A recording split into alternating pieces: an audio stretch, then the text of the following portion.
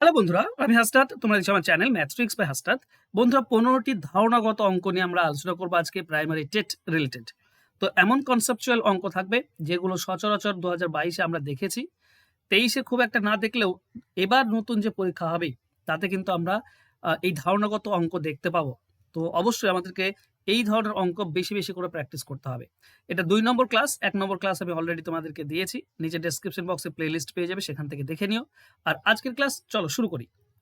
প্রথম প্রশ্ন এরকম দেওয়া আছে, যদি n একটি ধনাত্মক পূর্ণ সংখ্যা হয় এবং n into n square minus 1 সংখ্যাটি সর্বদা নিচের কোন সংখ্যাটি দ্বারা সম্পূর্ণ ভাগ করা যাবে? দেখো, তোমাদেরকে কনফিউজ করার জন্য এই অঙ্ক দেয়। দেখো, আমরা যদি একটা ধনাত্মক সংখ্যা বসাই, এখানে 1 বসালে 0 হয়ে যাচ্ছে, হবে না। তো 2 বসাও। তো n এর মান যদি 2 হয়, তো 2 ইন্টু 2 স্কোয়ার মাইনাস 1 এটাই দিয়েছে। তার মানে হচ্ছে 2 ইন্টু এটা থেকে আমরা পাবো 4, 1 3, তার মানে হচ্ছে 6। 6 হচ্ছে 6 12 দ্বারা ভাগ করা যায় না, 24 দ্বারা যায় না, এই দুটি হবে না। হ্যাঁ, 3 এবং 6 এই দুটি দ্বারাই 6কে ভাগ করা যায়। তো এই দুটির মধ্যে একটা অ্যান্সার হবে। চলো আমরা n এর মানটা 3 ধরি, তাহলে কি হবে? 3 ইন্টু 3 স্কোয়ার মাইনাস 1, তার মানে 3 ইন্টু এখানে হবে 9 থেকে 1 বাদ দিলে 8, তার মানে 24। তো 24 3 এবং 6 উভয় দিয়ে যায়। আচ্ছা, এটা আমরা 24 দিয়ে 12 যায়, এটা ধরবো না। কেন কেন? সবাইকে যেতে হবে, এটা তো যায় না, তার মানে এটা তো হবেই না। এরপরে বড় নিলে যেতে পারে, সেটা আলাদা ব্যাপার, কিন্তু এটাতে যায় না, তো আমি নেব না। বেশ, এবার দেখো আবারও কনফিউশন, 3 আর 6, 24-কে 3 এবং 6 দুটি দ্বারা ভাগ করা যায়। তো এটা তোমাদেরকে মাথা ঘোরানোর জন্য দেয়। এটা সঠিক উত্তর কি হবে? এটা সঠিক উত্তর ভালো করে বোঝো, n into n square minus 1। আচ্ছা, n মানে তো n স্কোয়ার মাইনাস 1, মাইনাস 1কে স্কোয়ার দিতে পারি আমি। তার মানে আমরা পাচ্ছি n ইন্টু এটা a square minus B square হয়ে যাবে, তার মানে a plus B into a minus B. এই তিনটিকে যদি একটু সাজিয়ে লেখো, মাঝে এন এন লেখো, এর আগে লেখো n মাইনাস 1, আর n এর পরে লেখো n প্লাস 1। আমি একটু সাজিয়ে লিখলাম উপরটা। এটা থেকে আমরা বুঝতে পারছি এটা পর পর তিনটি সংখ্যা, তাই না? n এর থেকে এক কম, n এর থেকে এক বেশি, তার মানে এটা পর পর তিনটি সংখ্যার গুণফল। আচ্ছা, সবসময় মনে রেখো, পরপর যে কোনো পরপর তিনটি সংখ্যার গুণফল সবসময় 2 দিয়ে এবং 3 দিয়ে ভাগ করা যায়। যে কোনো তুমি তিনটি পরপর সংখ্যা গুণ করো, তাকে 2 দিয়ে এবং 3 দিয়ে ভাগ করা যাবে। এবার ব্যাপার হচ্ছে 2 আর 3 হচ্ছে পরস্পর মৌলিক, তাই 2 দিয়ে আর 3 দিয়ে তো যাবেই, সেটা চাইনি। যেটা দিয়ে যাবেই সেটা চাইনি, যেটা 2 আর 3 উভয় দিয়েই, মানে উভয় দিয়ে যাচ্ছে 2 আর 3, তার মানে 6 হচ্ছে এর লসাগু। 6 দিয়ে সংখ্যাটি সর্বদা বিভাজ্য হবে, এইটা হবে সঠিক উত্তর 6। অপশন বি হবে সঠিক উত্তর। ব্যাপারটা বোঝো, 2 দিয়ে তো যাবে, আর পরপর তিনটি সংখ্যা তো 2 দিয়ে যাবেই, এতে নিয়ে কোনো সন্দেহ নেই। এবং 3 দিয়ে তো যাবেই, 2 আর 3 দিয়ে যাবে, এইগুলোকে নেওয়া যাবে না। নিতে হবে কি, এটা যেখানে সম্পূর্ণ বিভাজ্য হবে চেয়েছে সর্বদা, সেটা হবে 2 আর 3 এর লসাগু, তার মানে 6 দ্বারা। তো অ্যান্সার হবে 6, 2 বা 3 অ্যান্সার হবে না। এই জিনিসটা অনেকে ভুল করে, আশা করছি শুধরে নেবে। নেক্সট, দুটি ভিন্ন অমূলদ সংখ্যার গুণফল সর্বদা কি হতে পারে? সর্বদা মূলদ সংখ্যা, সর্বদা অমূলদ সংখ্যা উভয় হতে পারে, সব সময় একটি পূর্ণ সংখ্যায়। দেখো, দুটি অমূলদ সংখ্যা নাও, দেখো √2 আর √2। √2 গুণ করলে 2 হয়, মানে এটা হচ্ছে মূলদ সংখ্যা। আবার √3 এবং √2 গুণ করো, তো এটা √6 হয়, এটা হচ্ছে অমূলদ সংখ্যা। তার মানে দুটি অমূলদ সংখ্যা গুণ করলে মূলদ হতে পারে, দুটি অমূলদ সংখ্যা গুণ করলে অমূলদ হতে পারে, মানে উভয় হতে পারে, যে কোনো একটি। অপশন সি হবে সঠিক উত্তর, মূলদ বা অমূলদ উভয় হতে পারে। নেক্সট কোশ্চেন, যদি কোনো ত্রিভুজের বাহুগুলির যথাক্রমে এ বি সি হয় এবং A square plus B square less than C square হয়, তাহলে ত্রিভুজটি কি ধরনের? দেখো ব্যাপারটা বোঝো, এটা সমকোণী ত্রিভুজ, একটা এ, একটা বি, একটা সি, একটা সূক্ষ্মকোণী ত্রিভুজ, ঠিক আছে? একটা এ, একটা বি, একটা সি, আর একটা হচ্ছে স্থূলকোণী ত্রিভুজ, একটা এ, একটা বি, একটা সি। কোনটা কি দেখবো? সি এর উল্টোটা দেখবো, সি এর উল্টো, সি এর উল্টো আর সি এর উল্টো, এইটা হচ্ছে আমাদের স্থূলকোণী ত্রিভুজ, ঠিক আছে? এর ব্যাপারটা বোঝো, যখন এই যে সমকোণী ত্রিভুজ কখন হয়? পিথাগোরাস বলছে যখন লম্ব স্কোয়ার প্লাস ভূমি স্কোয়ার সমান সমান অতিভুজ স্কোয়ার, যখন সি এর সমান হবে তখন এটা হবে 90 ডিগ্রি। কিন্তু এখানটা চিন্তা করো, সি এর সমান নেই, এখানটা সি কম, ছোট হয়ে গিয়েছে, সি ছোট, তার মানে এটা হবে 90 ডিগ্রির থেকে কম, এটা হবে 90 ডিগ্রির থেকে কম, তার মানে এটা হবে সূক্ষ্মকোণ। আর এখানে সি বেশি, সি বড় না, দেখো সি বড় হয়ে গেছে এবি থেকে, তো সি এর সামনে যে কোণটা সেটা হবে 90° থেকে বেশি, 90° থেকে বেশি হবে, এই 90° থেকে বেশি হবে সি, এটা 90° থেকে কম হবে সি। তাহলে এই তিনটি ধারণা থেকে একটা জিনিস স্পষ্ট, ভালো করে বোঝো, যখন সমান বলবে A square plus B square is equal to C square, সমান বলবে তার মানে সেটা সমকোণী ত্রিভুজ হয়। যদি A square plus B square এটা ছোট হয়ে যায় সি স্কোয়ার থেকে, ছোট, তখন সরি সি স্কোয়ারটা ছোট, সি স্কোয়ার যখন ছোট হয়ে যাবে, সি স্কোয়ার যখন ছোট হয়ে যাবে তখন হচ্ছে কি, তখন হচ্ছে সূক্ষ্মকোণী। কিন্তু এইটা দেখো, এটা হচ্ছে A square plus B square greater than C square, C স্কোয়ারটা বড় দেখাচ্ছে তাই না, সি স্কোয়ার বড়, সিটা বড় দেখাচ্ছে না, তো সি বড়, যখন বড় দেখাবে তখন হবে স্থূলকোণ। আর এটাই চেয়েছে, সি স্কোয়ারটা বড় দেখিয়েছে, তার মানে স্থূলকোণ, অপশন সি হবে সঠিক উত্তর। আশা করছি পুরো ধারণা তোমাদেরকে দিতে পেরেছি। ব্যাপার হচ্ছে অতিভুজ যদি সমান হয় তাহলে তাহলে হবে সমকোণ, অতিভুজ যদি ছোট হয়ে যায় অতিভুজের বর্গ তাহলে হবে সূক্ষ্মকোণ, আর অতিভুজ যদি বড় হয়ে যায় মানে সি স্কোয়ার যদি বড় হয় তাহলে সেটা হবে স্থূলকোণ। বাস এটুকুই কনসেপ্ট। চলো next. Okay, A plus B হচ্ছে X plus one by X সমান ওয়ান, তাহলে এক্স কিউ এর মান কত? মনে রেখো এক্স কিউ এর মান সবসময় -1 হয়, তো অ্যান্সার হবে অপশন বি। কেন হয়? চলো এটাকে তুমি লসাগু করো, এক্স হবে লসাগু, তাহলে তুমি পাচ্ছ এক্স স্কোয়ার প্লাস ওয়ান সমান সমান ওয়ান, তাহলে আমরা পাচ্ছি এক্স স্কোয়ার প্লাস ওয়ান সমান সমান এক্স, এই এক্স আর ওয়ান গুণ হবে, এক্স এদিকে নিয়ে এসো, x square minus x plus one সমান সমান 0, এখানে থেকে থেমে যাও। এবার দেখো এইটা 0 আছে, এক কাজ করো, এ পক্ষে তুমি এক্স প্লাস ওয়ান গুণ করে দাও, এ পক্ষে তুমি এক্স প্লাস ওয়ান গুণ করে দাও, এইটা একটা ফর্মুলা। এটা কার ফর্মুলা? এ স্কোয়ার এ কিউ প্লাস বি কিউ, এ কিউ প্লাস বি কিউবের ফর্মুলা, সমান সমান এটা 0 গুণ করলে 0ই হয়, তাহলে এক্স কিউব কত হবে? এই এক্স কিউব হবে এই যে plus one cube, one cube মানে তো ওয়ান, এই ওয়ান এদিকে আসলে -1 হয়, এইটা হচ্ছে ব্যাপার। তো এক্স কিউ এর মান -1 হবে, অ্যান্সার হবে অপশন বি। চলো নেক্সট। বলা হয়েছে একটি সুষম বহুভুজের প্রতিটি বহিঃকোণ এবং অন্তঃকোণের অনুপাত 1:5। আচ্ছা, বহিঃকোণ আর অন্তঃকোণ এই দুটি মিলে 180° হয়, তার মানে 6x মানে 180°, তাহলে x এর ভ্যালু কি হবে? 30°, মানে বহিঃকোণ হচ্ছে 30°, বহিঃকোণ x ধরেছিলাম। এবার বাহু বের করার নিয়ম কি?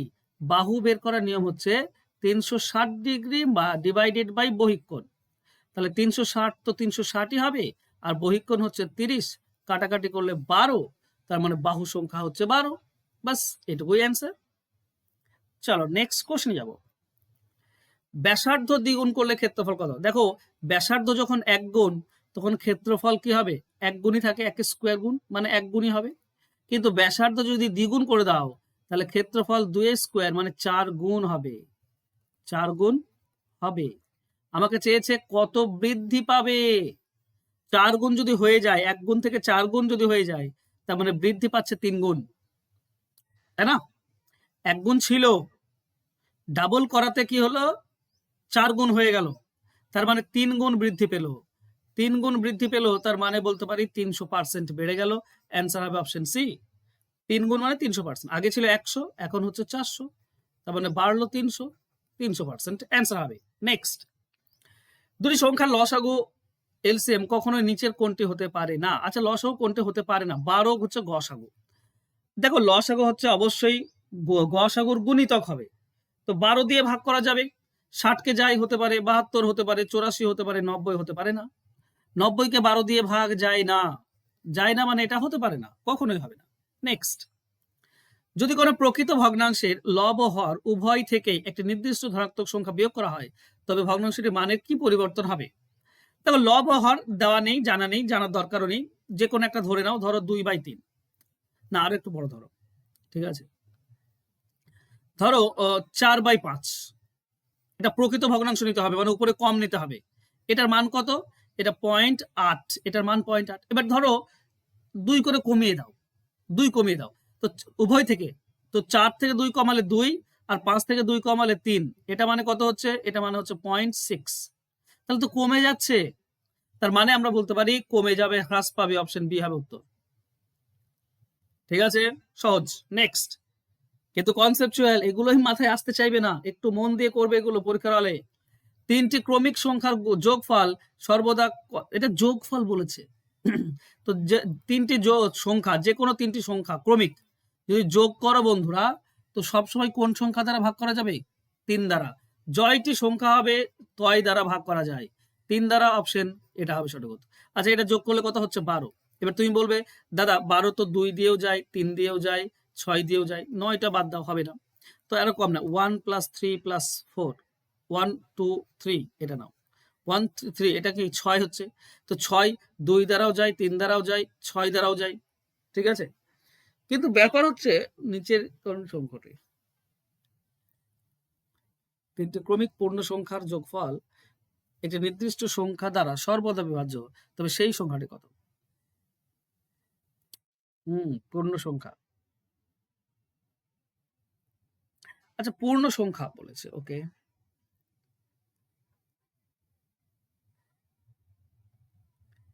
কনফিউশন তো আমাকেও শুরু করে দিলে এটা।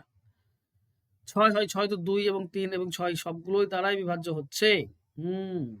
চলো, এটার অ্যান্সার 3 হবে, ঠিক আছে। এটার অ্যান্সার 3 হবে কেন? কারণ এটা যোগফল বলেছে, গুণফল বললে 6 হতো, ঠিক আছে। একটা আমি তোমাকে সেই সঠিক এটা দিতে পারছি না, সরি। কিন্তু যোগফলের বেলায় যদি পরপর 3টি সংখ্যার যোগফল বলে, তাহলে সবসময় মনে রেখো পরপর সংখ্যার যোগফল, তাহলে 3 দ্বারাই সঠিক উত্তর হবে, যেটা আমি আমি আমি মনে করতে পারছি। এটা আমি সঠিক তোমাদেরকে দিচ্ছি, একটু ডাউটফুল, তো একটু চেক করে নেবে তোমরা, ঠিক আছে। আর আমি যদি পারি তো পরবর্তীতে চেক করে তোমাদেরকে বলে দেবো। নেক্সট, তবে আমি যত জানি 3, আমি হলে 3 অ্যান্সার করে আসতাম, বাকি জানি না সঠিক অ্যান্সার, তো একটু চেক করবে তোমরা। একটি সমকোণী ত্রিভুজের পরিবৃত্তের কেন্দ্র ত্রিভুজের কোথায় অবস্থিত? পরিবৃত্তের কেন্দ্র, দেখো পরিবৃত্ত যদি বলে মানে বাইরের দিকে যদি এই বৃত্তটা হয়, তাহলে পরিবৃত্তের কেন্দ্র হয় কি জানো? অতিভুজের মাঝখানে, ঠিক আছে, অতিভুজের মাঝখানে, এটাই হবে সঠিক উত্তর। তো অ্যান্সার হবে ত্রিভুজের অভ্যন্তরে, ত্রিভুজের অভ্যন্তরে তো হবে না, ত্রিভুজের বহির্ভাগে না, অতিভুজের মধ্যে, এইটা অপশন সি হচ্ছে সঠিক উত্তর, ঠিক আছে। তো এটাকে একটু মনে রাখার বিষয়, ঠিক আছে। আমরা যারা ত্রিভুজ নিয়ে পড়াশোনা করেছি, জ্যামিতি নিয়ে, সেখানে আমরা জানি কি একটি বৃত্তের যদি আমরা ত্রিভুজ অঙ্কন করি বহির্বৃত্ত, ঠিক আছে, ব্যাসকে কেন্দ্র করে, তাহলে একটা সমকোণী ত্রিভুজ আমরা পাবো, ওকে। বা বলতে পারি এইটা তুমি যদি একটু ঘুরিয়ে লেখো, তো আচ্ছা আমি একটু একটু ঘুরিয়ে লিখছি, দেবো তোমরা একটা উপপাদ্য পেয়ে যাবে, ঠিক আছে। এইটা হচ্ছে তোমার একটা বৃত্ত, এটা হচ্ছে তোমার ব্যাস। এই ব্যাস মানে এ বি হচ্ছে ধরো ব্যাস, এটা সব থেকে বড় জ্যা। এখান থেকে পরিধির উপর যে ত্রিভুজই আঁকক না কেন সেটা সমকোণ হয়। কেন? কারণ এটা কেন্দ্রস্থ কোণ হচ্ছে 180 ডিগ্রি, পরিধিস্থ কোণ 90 ডিগ্রি হবে। এবার এটাকে আমি ঘুরিয়ে লিখছিলাম, ঠিক আছে। এটা যদি সমকোণী 90 ডিগ্রি হয়, তো ছবিটাকে তুমি ঘুরিয়ে দাও, এইটা হচ্ছে লম্ব, এটা হচ্ছে তোমার ভূমি, এইটা হচ্ছে অতিভুজ, এই যে এ বি, এটা অতিভুজ, অতিভুজের মাঝেরটা তোমার কেন্দ্র হচ্ছে না, মাঝেরটা কেন্দ্র হচ্ছে, তাই না? তো এইটা হচ্ছে অপশন সি হচ্ছে উত্তর, ঠিক আছে। এগুলো একটু বুঝতে হবে তোমাকে, যদি তুমি জ্যামিতির একটু একটু ভালো ধারণা থাকে তাহলে হয়ে যাবে। নেক্সট, 250 একে 7 দিয়ে ভাগ করলে কত ভাগশেষ থাকবে? দেখো 2 এর পাওয়ার 50 7 দিয়ে ভাগ করলে কত? তো ব্যাপার হচ্ছে 2 এর পাওয়ার 50 এখানে ঝামেলা, কিন্তু 48 কে 3 দিয়ে ভাগ করা যায়। তো 2 এর পাওয়ার 48 পর্যন্ত আমি একটা জিনিস লিখলাম।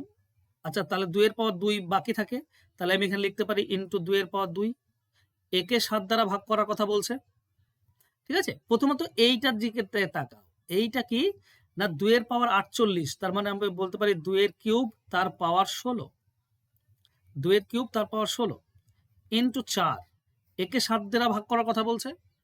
এই 2 এর পাওয়ার 3, এই 2 এর পাওয়ার 3 কে আমরা লিখতে পারি 8, 2 এর পাওয়ার 3 ভেতরে, এটা আমরা লিখতে পারি 8, তাহলে 8 এর পাওয়ার 16 তাকে 7 দিয়ে, এবার দুটো জিনিস আমরা পাচ্ছি, দুটি অংশ, একটা 8 এর পাওয়ার 16 আর একটা গুণ 4। প্রথমে 8 এর পাওয়ার 16 দিয়ে বলি, দেখো এখানে বেস হচ্ছে 8, এক কম দিয়ে ভাগ করার কথা বলছে, এক কম দিয়ে ভাগ করার কথা বললে রিমাইন্ডার থেকে 1 ইনটু 4 আছে তো 4, তো এখানে কত হবে? 4 1 4।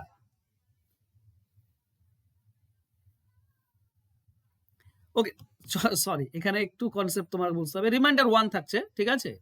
এবার ইনটু 4 মানে কি? এইটা আছে 4 বার, এই যে 8 এর পাওয়ার 16 এটা আছে 4 বার, তার মানে আমরা ভাগশেষ পাবো 4 বার, এক এক করেই ভাগশেষ পাবো। আর 4 বার এক এক করে গুণ করলে একই হয়, ভাগশেষ হবে 1, অপশন এ হবে সঠিক উত্তর। বুঝতে পারলে? 4 বার গুণ 9, 4 গুণ 4 বার গুণ 9, 4 বার যোগ 4 বার যোগ। ওকে, সরি, আমি একটু ধারণা তোমাদেরকে ভুল দিচ্ছিলাম, সরি। যাক, আমি বুঝতে পেরেছি বলেই তোমাদেরকে সঠিক, এটা 4 গুণই হবে, ঠিক আছে? 4 গুণ হবে কেন? কারণ কোনো কিছু গুণ 4 গুণ করা মানে 4 বার যোগ করা, একই জিনিস। এটার সঙ্গে ধরো 3-এর সঙ্গে 4 গুণ করা আর 4 বার 3 যোগ করা, একই জিনিস, যোগ করা। তাহলে এটা এক ভাগশেষ পাচ্ছ, মানে 4 বার যোগ ভাগশেষ পাবে, 4 বার, ঠিক আছে? 4 বার যোগ, তার মানে 4 থাকবে, মানে ভাগশেষ হবে 4। বা 4 গুণ দেওয়া আছে, তোমার যেমনটা দেওয়া আছে তেমনটাই করে দেবে, তাহলেও তুমি অ্যান্সার পাবে। এখানে 4 গুণ করা আছে, তো তুমিও 4 গুণই করবে। এখান থেকে ভাগশেষ পেলাম 1, গুণ 4 আছে তো গুণ 4, তাহলে কত হবে? 4 একে 4, এটা 7-এর ছোট, তার মানে এটাই হবে আমাদের অ্যান্সার। অ্যান্সার হবে অপশন সি। যদি 7-এর বড় হতো তাহলে ভাগ করতাম, আবার যত বেশি তত ভাগশেষ হতো, ঠিক আছে? যদি এটা 8 হতো মানে 1 বেশি 1 ভাগশেষ হতো, 10 হলে 3 বেশি 3 ভাগশেষ হতো। ওকে, চলো নেক্সট। খুব সুন্দর অঙ্ক, বাহ। সাকসেসিভ ডিসকাউন্ট 20 এবং 10, তো কি করতে হয়? যদি পরপর ছাড় বলে, মানে মাইনাস মাইনাস দুটোই, তাহলে এই দুটিকে যোগ করতে হয় 30, আর সেখান থেকে বিয়োগ করব 20-র 10% 2, তার মানে 28 হবে সঠিক উত্তর। অনেকে এভাবে করে, -20 -10, মাইনাসে মাইনাসে প্লাস হয়ে যাবে, +20 × 10 ডিভাইডেড বাই 100, তার মানে এটা হবে -30 প্লাস এখানে হবে 2, তার মানে -28। এভাবেও করে, তোমাদের যেরকম সুবিধা। আমি ওই উপরটার নিয়মে করি, এক লাইনে মানে একবারে চলে আসে। নেক্সট, যদি একটি সেটের উপাদান হয় n এবং তাদের শক্তির সেটের উপাদান সংখ্যা কত হবে? Power set. আচ্ছা, এটা থেকে দিয়েছে, ঠিক আছে, এটা করার দরকার নেই তোমাদের, ঠিক আছে? সেট ভেদ এগুলো যেগুলো থাকে সেখান থেকে দিয়েছে, ঠিক আছে, তো আসবে না এটা।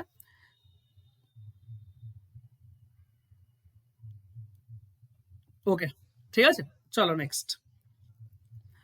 15 নম্বর, যদি একটি সংখ্যার অনুপাত, 3টি সংখ্যার অনুপাত এটা হয়, লসাগু এটা হয়, তাহলে গসাগু কত? দেখো, গসাগু বের করার একটা সিম্পল নিয়ম আছে। HCF বের করার নিয়ম কি না? লসাগু ডিভাইডেড বাই অনুপাতের লসাগু, 2, 3, 5, এর লসাগু কত হবে? 5, 30 হবে, লসাগু 30 দিয়ে ভাগ, তার মানে গসাগু হবে 4। অ্যান্সার হবে অপশন বি। মনে রেখো।